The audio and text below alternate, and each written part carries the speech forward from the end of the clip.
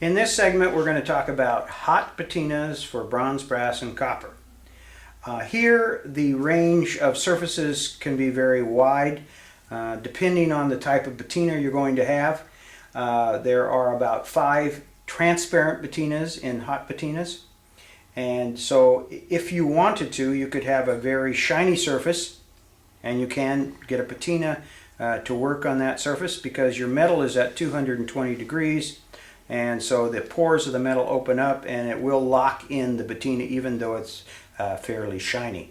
As opposed to this piece of copper here, which has a 40 grit sandpaper on it, which is just fine if you're doing opaque patinas. You can do both with hot. You can do opaque patinas and you can do transparent, and you can also put the two together depending on if it's a sculptural surface where you got high points and low. The highs could be very polished, the lows could be sandblasted. So sandblasting is one possibility, which a lot of foundries use.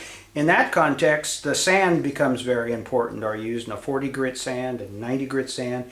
Are you going to glass beads, which instead of giving you a very sharp valley, gives you kind of a round surface contour, sort of like round hills, rolling hills. So you can have all of these, and you can take up to, again, surface conditioning wheels could be used here. They also call these prep wheels, prep discs. Again, they have a coarse, they have a medium, and a fine. Generally, for hot patinas, you're going to always use the fine disc, and it's a blue if you go to buy it. And that's used on a die grinder.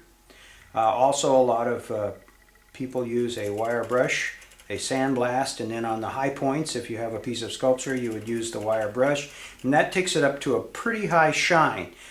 So it's not quite as shiny as this piece of metal here, but it's pretty shiny. You only need about, if it was using sandpaper, about 320 grit sandpaper is about as fine as you really want it, but you can take it up to this. The difference is when light hits the surface of a very textured surface, such as sandblasted or very coarse sandpaper, it diffuses the light and sends it out into different directions. If you have a fairly polished surface, it goes and hits the surface and bounces back at one angle, and so it gives you more luminescence. So the shinier the metal in a hot patina, the more transparent is going to be the patina, and the more light is going to reflect through the patina. This is our sculpture table here. This has a metal grid on it, so it doesn't suck a lot of heat into the metal grid. So if you put an object on it, also if there's liquids, it falls down off the table as opposed to pooling around your piece of art. And then the next thing would be a torch. This is my torch here. This is a propane. You could also use gas air. And you want a flame that's blue, and it should be somewhere around 1800 degrees, which is what generally this kind of a Venturi system is going to have. Air is sucked in through here, comes out here. If it's orange, you've got too much gas, and then there's something wrong with your torch. It could be the gas, the propane, or it could be something wrong with your torch tip. So you want to make sure you always have a blue flame. Now they do make an air gas. Now air gas means that you can have a reducing flame, an oxidizing flame, or a neutral flame.